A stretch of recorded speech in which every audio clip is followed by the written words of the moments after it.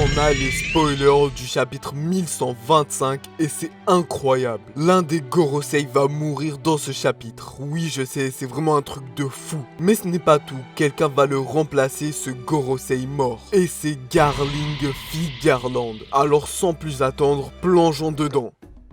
Saturne est avec les vice-amiraux et il s'excuse pour ce qui s'est passé, proposant de suivre les chapeaux de paille à Elbaf. Mais Saturne refuse, disant qu'ils ont obtenu ce qu'ils voulaient, mais que l'échec majeur était la diffusion de Vegapunk. On retourne donc à Egghead où on a découvert que presque tout le monde est parti. Pas de surprise ici, Saturne dit simplement de ne pas suivre les chapeaux de paille car ils ont obtenu ce qu'ils voulaient. Ce qu'ils voulaient apparemment c'est York, mais ont-ils récupéré la Mother Flame? On ne sait pas encore, mais tout semble lié à ça. Ils cherchent juste un moyen d'alimenter Uranus pour continuer à détruire des îles et ainsi réinitialiser le monde avec un grand déluge, commençant soudainement à s'élever dans le ciel grâce à l'activation de la machine à nuages.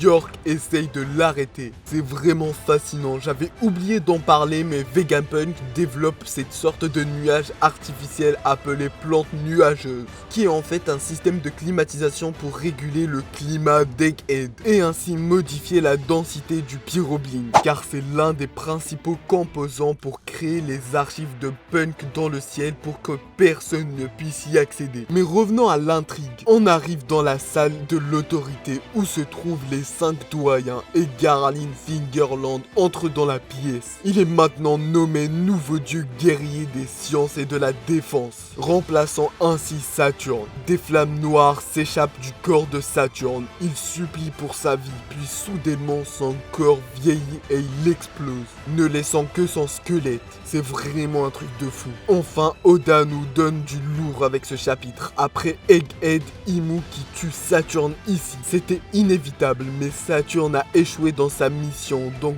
vu à quel point Imu est impitoyable, il n'est pas surprenant qu'il ait décidé de le tuer, même s'il était l'un de ses hauts généraux. Ce qui est intéressant, c'est la manière dont Saturne est mort. Il est mort à distance, ce qui montre qu'Imu a probablement un lien télépathique avec les Gorosei. Les flammes noires sortaient de son corps. Il a commencé à vieillir puis à exploser en ne laissant que son squelette. Cela signifie que les flammes noires, les symboles démoniaques, les sceaux et les pentagrammes et les éclairs de Haki sont probablement liés à Imu. On ne sait pas encore si cela a à voir avec le fruit du démon d'Imu ou si c'est simplement lié à sa nature. Il est fort probable qu'Imu ait accès à un niveau avancé du pouvoir qui permet aux Gorosei de rester en vie éternellement, de se régénérer et de se téléporter, et aussi de communiquer par télépathie, et peut-être même de se transformer en leur forme de fruit du démon, bien que cela ne soit que suggéré pour l'instant. Et maintenant, elle tue Saturne et le remplace par Garling. Garling est le chef des chevaliers sacrés, qu'on a vu à God Valley, en mode pur psychopathe, mais qui ressemble aussi un peu à Shanks. C'est parce que la théorie la plus populaire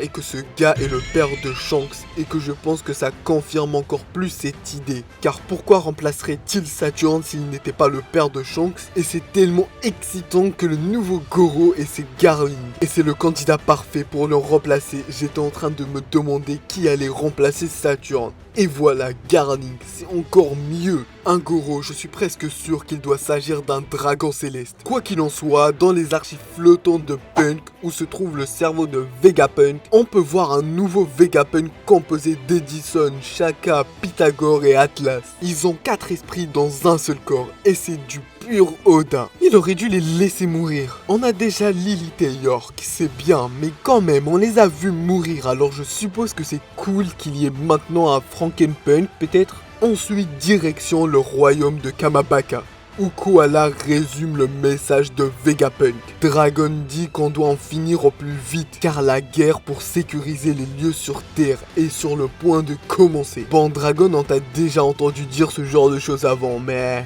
bon, tu devrais probablement revenir au point de suspension, à moins que tu ne veuilles vraiment faire quelque chose cette fois. Et voilà, c'est la fin du chapitre. J'irai plus en détail dès qu'on aura le résumé complet. Et en plus, j'ai hâte d'en savoir plus sur cette histoire. Et c'est la fin de cette vidéo, j'espère qu'elle vous aura plu. Faites-le moi savoir dans les commentaires. Et si vous aimez la vidéo, n'oubliez pas de mettre un like et de vous abonner si ce n'est pas déjà fait. Et on se retrouve dans la prochaine vidéo.